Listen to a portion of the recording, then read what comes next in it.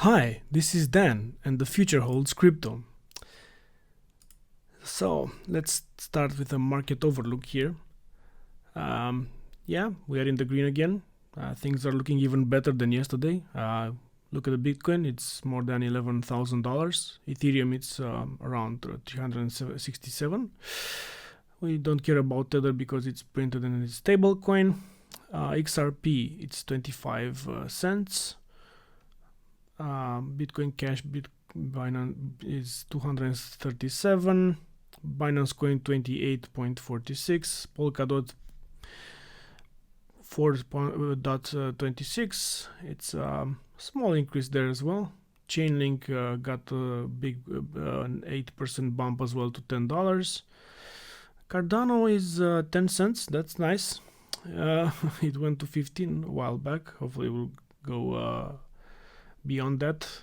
I told you that I'm a big fan of Cardano in general and XRP. That doesn't mean I'm not a fan of others, but yeah.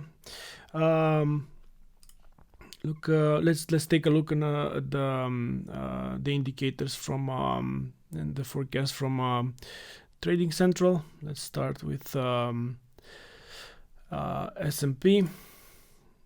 Still looks bullish. This is it looks like they're saying that they will have a 2.45% bump in price up on the 30-minute chart or 1-day chart. On the 1-day chart, it's actually 768% bump up. It still looks bullish like yesterday. Let's go on Dow Jones.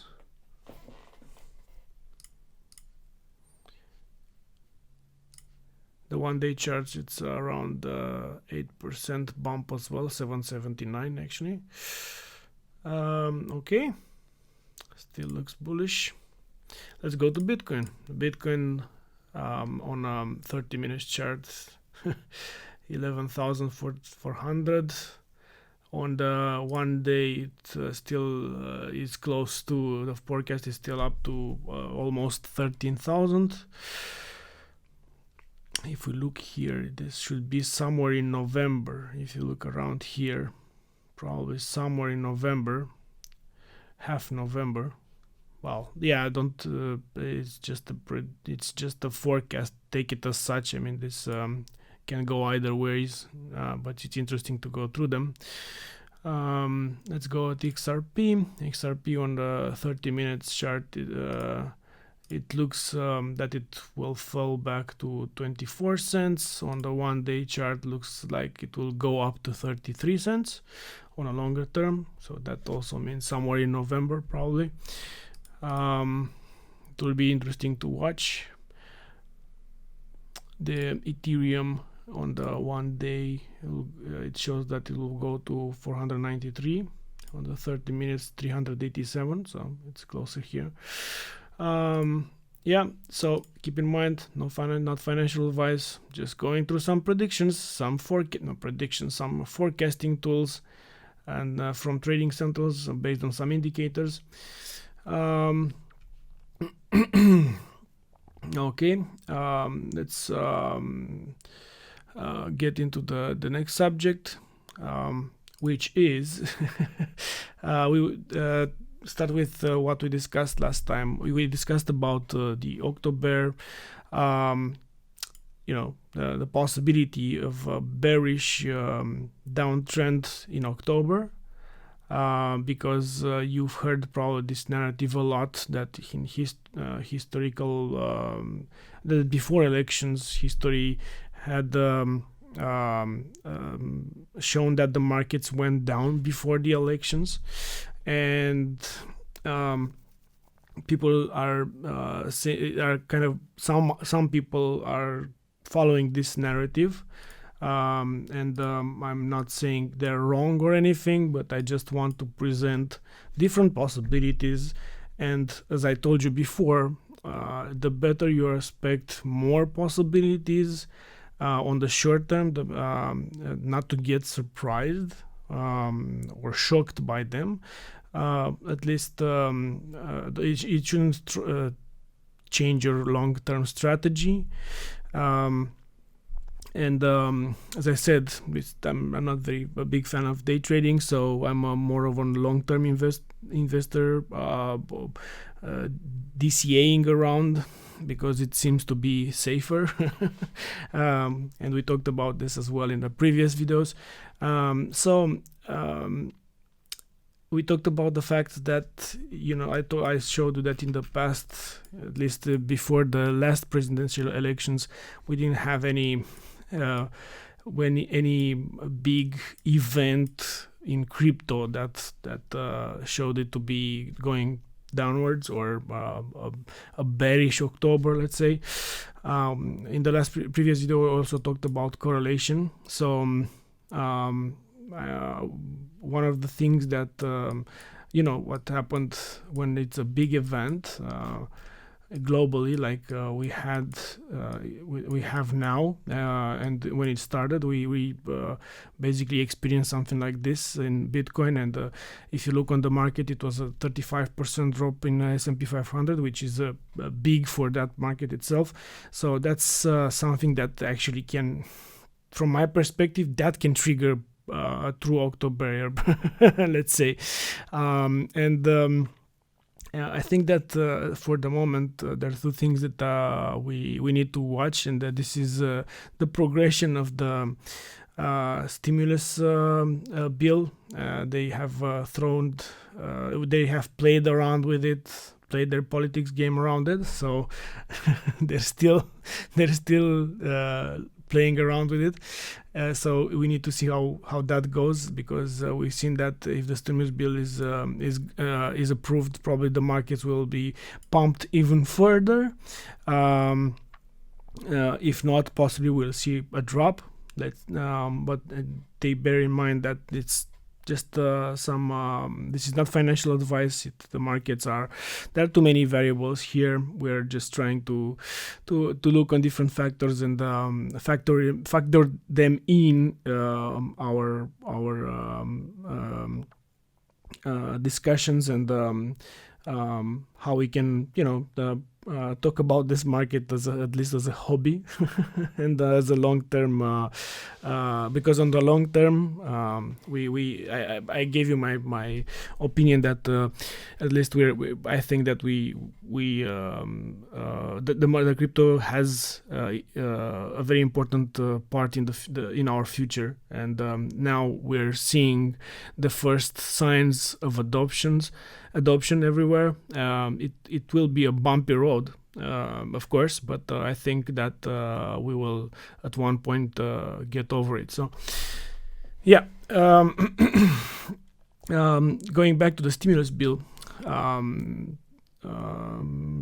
it's I told you that I'm watching this guy Stephen Gardner. He has good updates, and he seems to be unbiased on the from the political aspect of this. So there was some progress. There was some progress today, and I'll let him talk about it for a few minutes. Now, President Trump signaled that the stimulus negotiations are going well, and tweeted for Mnuchin and Pelosi to go big. So this happened just today.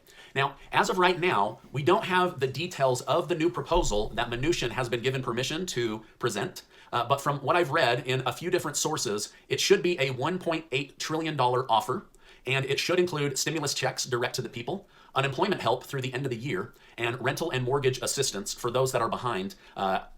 It's just awesome. I'm so excited to see that the White House and the Republican side have come up, and that a deal is being put forward to Nancy Pelosi. Okay, now the new higher numbers came after President Trump had a phone call with the top Republican leaders telling them to make a bigger offer. Now remember, this started at $1 trillion, then it went to $1.5 trillion, then to $1.6 trillion, and now they've gone up another $200 billion to $1.8 trillion.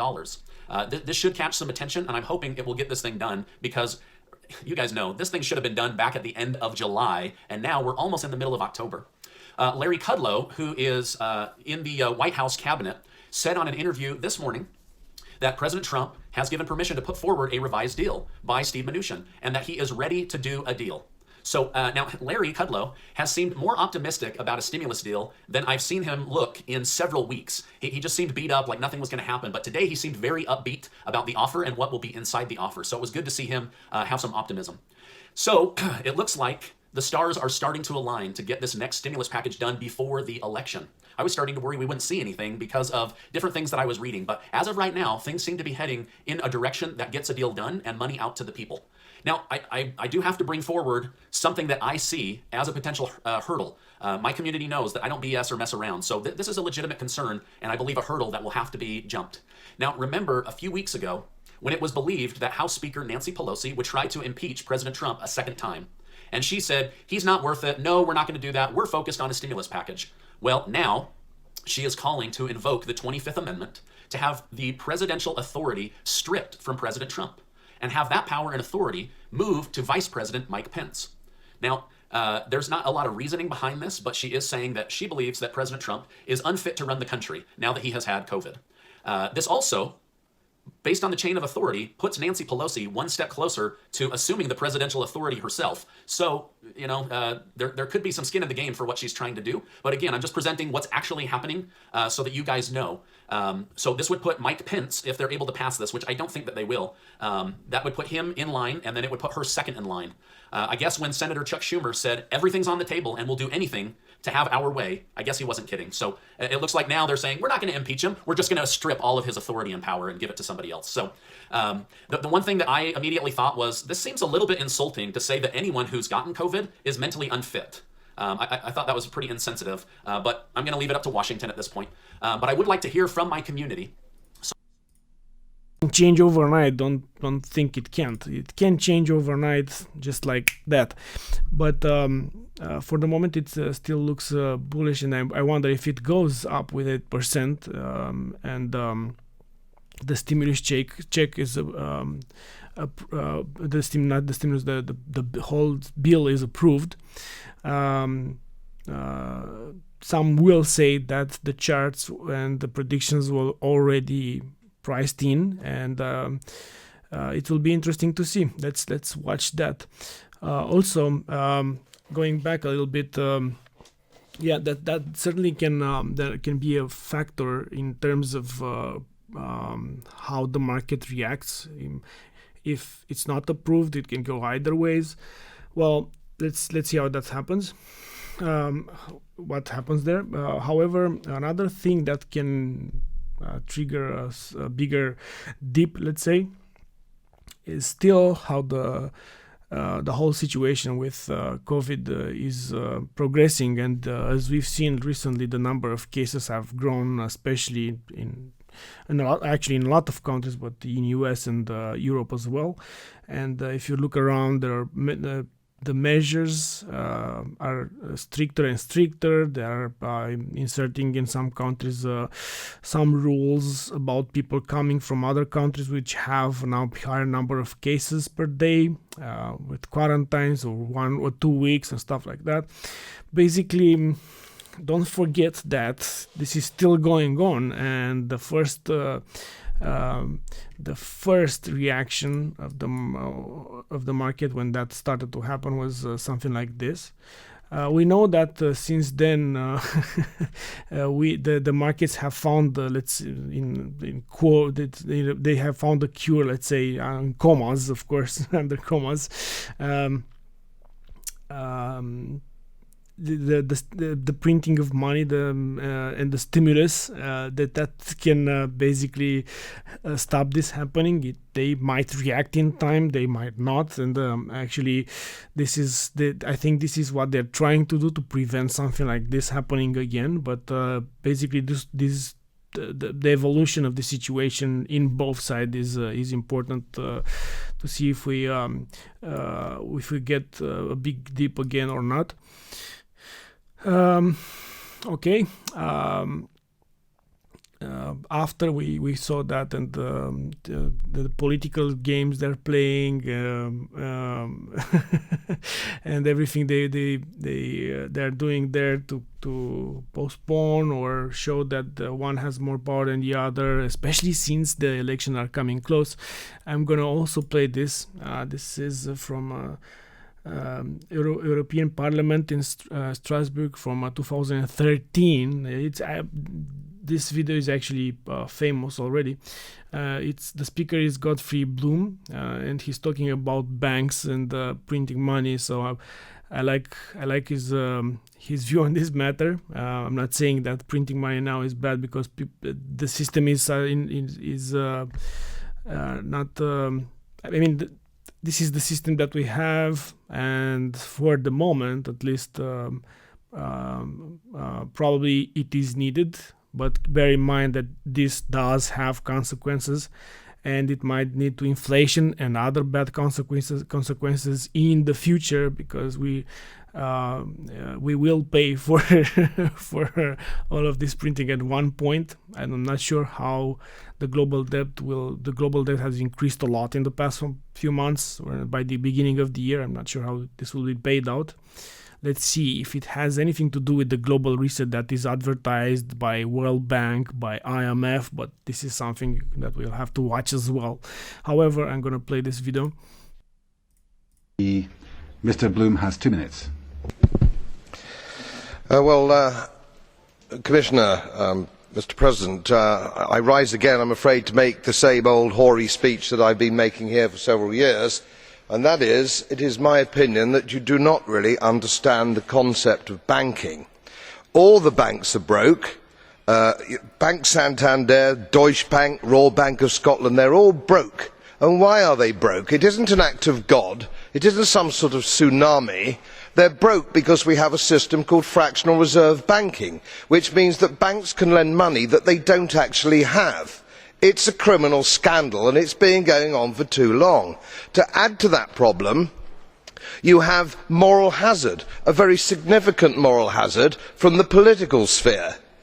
And most of the problem starts in politics and central banks, which are part of the same political system. We have counterfeiting, sometimes called quantitative easing, but counterfeiting by any other name. The artificial printing of money, which if any ordinary person did, they'd go to prison for a very long time. And yet governments and central banks do it all the time. Central banks repress the amount of interest that rates are, so we don't have the real cost of money. And yet we blame the real retail banks for manipulating LIBOR.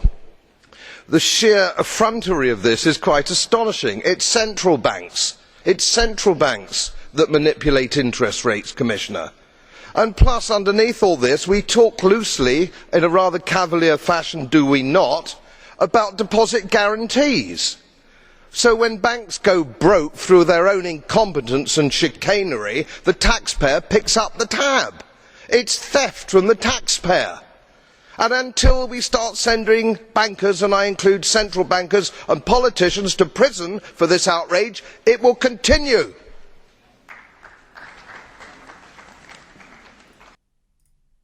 Starting Friday local time, I'm not talking about China, they're not late. Starting Friday local time, any individuals in China's southern city of Shenzhen can apply to join the program through the country's big four banks, but only some will be awarded a 200 yuan red envelope via lottery, according to the local government and the lenders. Anyone in Shenzhen can apply to join to the lottery until Monday, while winners will be awarded the red envelope on October 12th.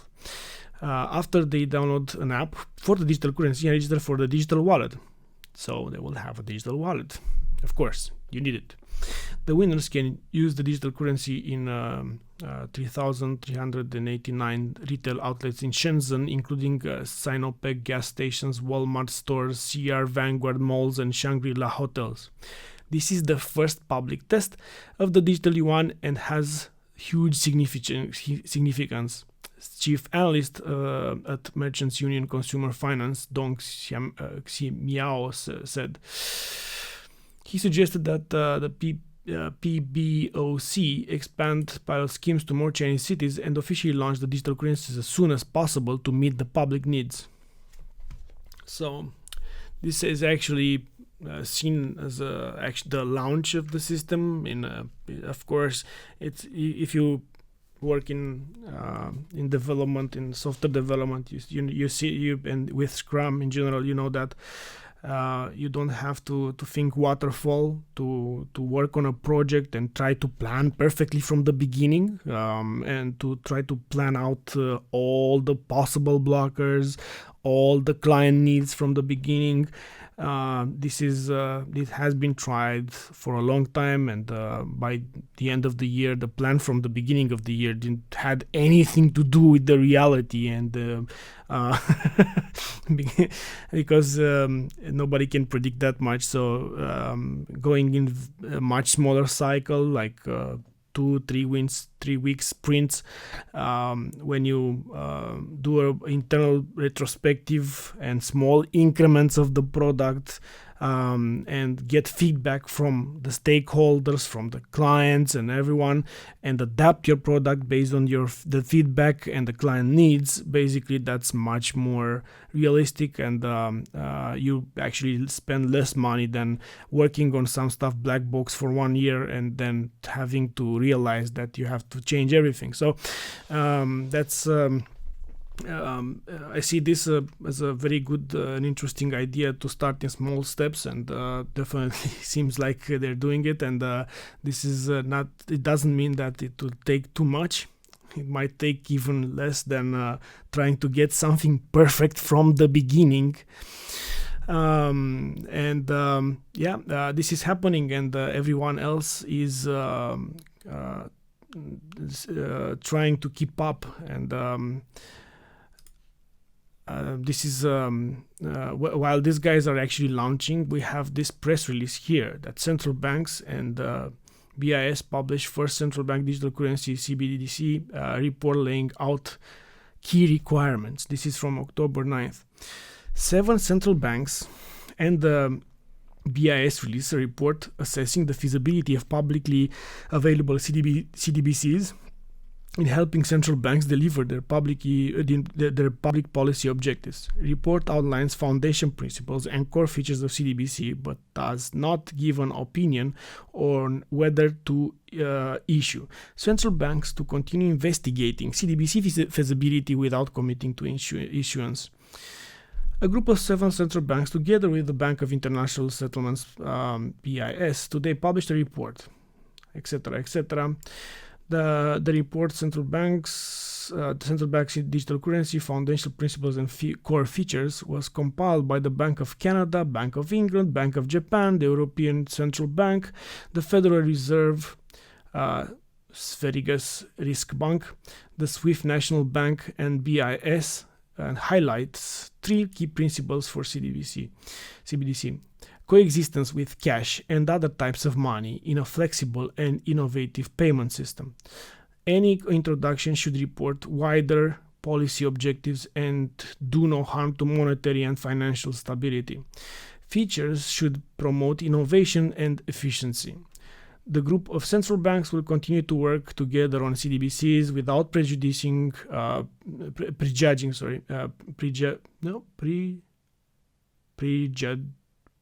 I'm sorry. I think my English fell asleep because it's late. Without postponing actually any decision, or without prejudging, any decision on whether or not to introduce CDBCs in their jurisdictions. So, and the funny part is that you see here, this report is a real step forward for this group of central banks in agreeing the common principles and identifying the key features we believe would be needed for a workable CDBC system, as well as helping central banks to meet their public objectives, public policy objectives. The report provides a useful framework for how central banks provide money and support payment systems in never-evolving digital world. This group of central banks has built a strong international consensus with help light the way as each explored the case and design for CDBCs in our jurisdiction. Says Sir John Cunliffe, working group co-chair, Deputy Governor of the Bank of England and Chair of the Committee on Payments and Market Infrastructures. Okay, so I'm not going to go even further into this, but this is not bad news at any means, and it actually shows that they are trying to adapt to what China is doing, but I'm not sure about their approach. I mean, it's just it's just for the moment I don't see anything concrete here. It's a start, I would guess, but my fear is that they're gonna go on the waterfall method. They're gonna try to get it perfect from the beginning. They're gonna try to predict everything, every bad thing that can happen from it. They're gonna try to make a plan for 2-3 years. They're gonna and I'm not sure they have this the comfort or this time to do it, but maybe they're not. Maybe they're gonna go on a more practical approach, hopefully, because while these guys are talking, these guys are doing.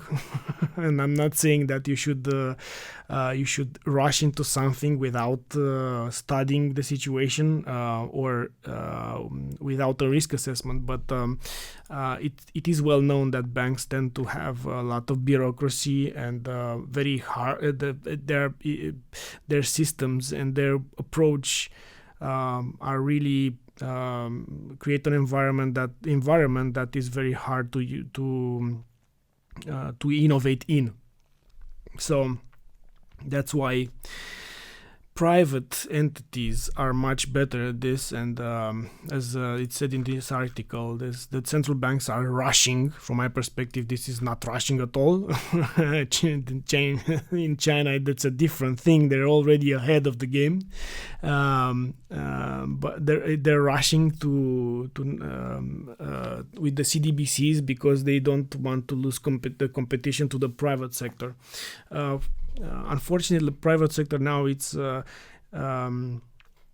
actually kind of blocked by the regulatory clarity, which is not yet met, and we talked about this in the previous video when with no, not this one, sorry, the previous video.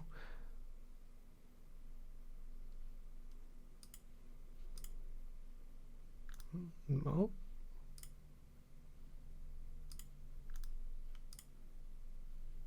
Yeah, this one, the Ripple teasing US to United States to relocate because they're moving very slow in regulation clarity, and they're ready from a technological perspective. They have built the infrastructure, the plumbing and everything, but they seem to be blocked by this.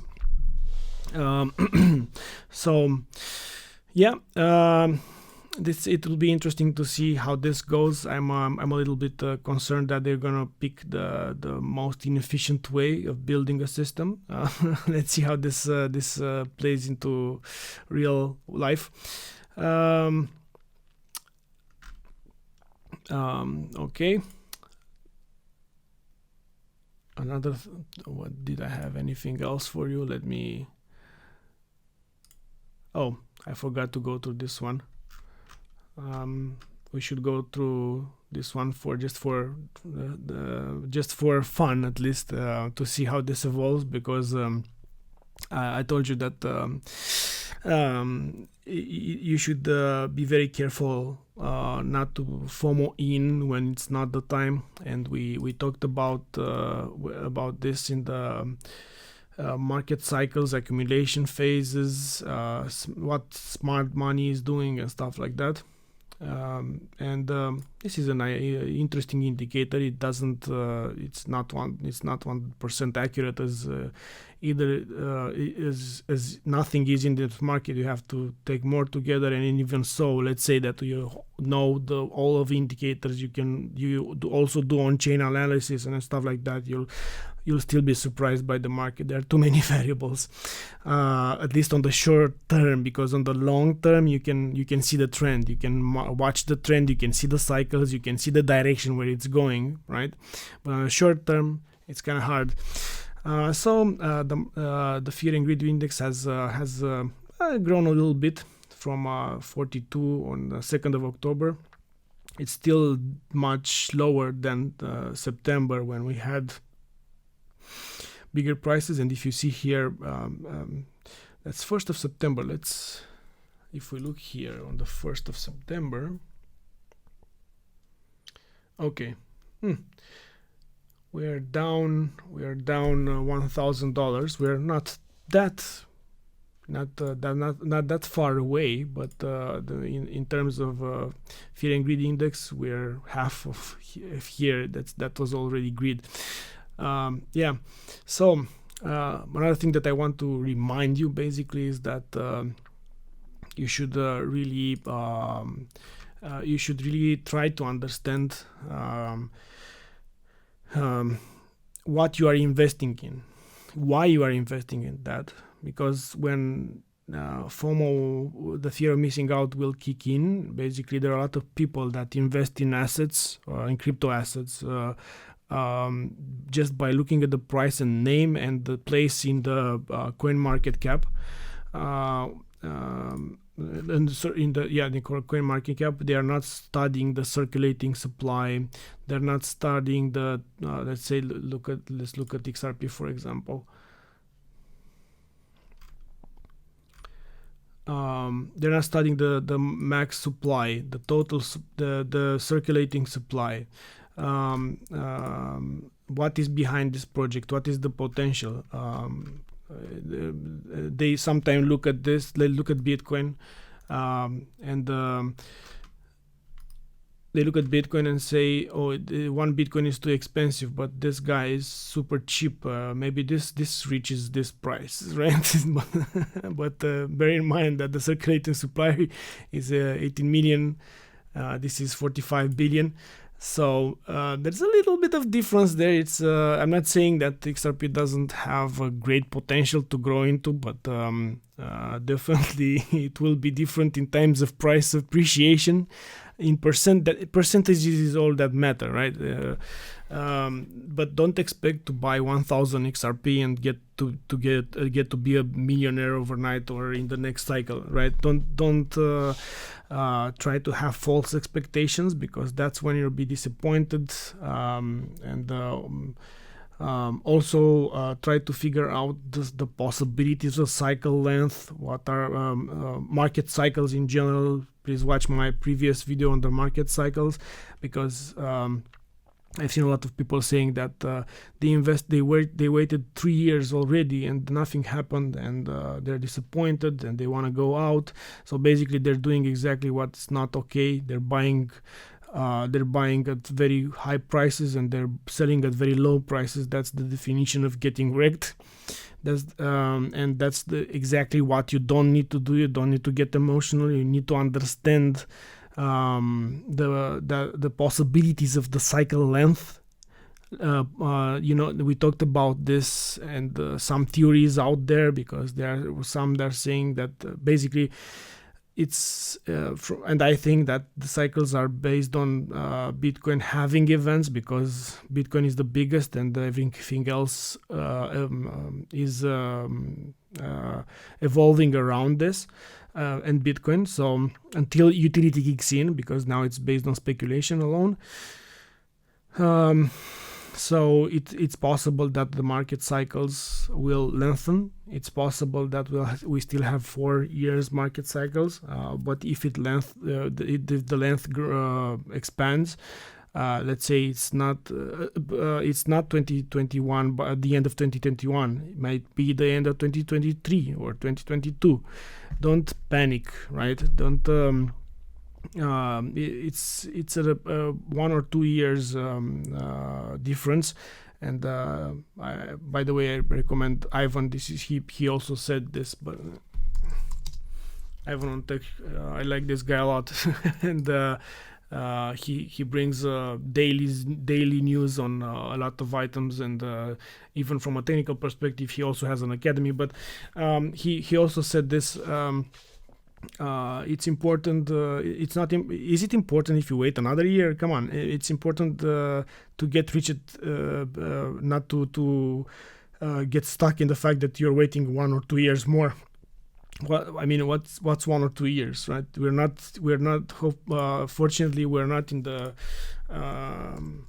S&P 500 when we had let's say a huge bear market.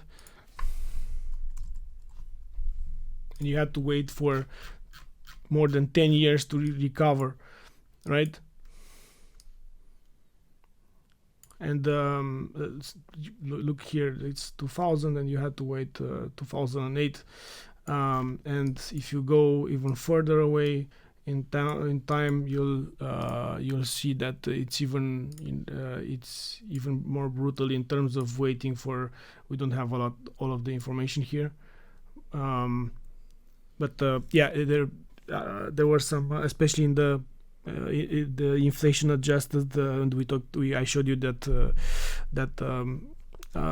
graph, that chart. You had to wait for a longer time periods than this. So yeah, try to study the cycle length. Try to create your expectations based on different possibilities, and not to get surprised, not to get disappointed when if something goes, if something is delayed. We still might get then another possibility is to have a bull run starting sooner. It might grow and we might have it in the next year, but let's see what happens. Well, thank you everyone for watching this video. If you found this to be helpful, please like the video, please subscribe to the channel, hit the bell notification, share with your friends and family. Have a great day and a great weekend.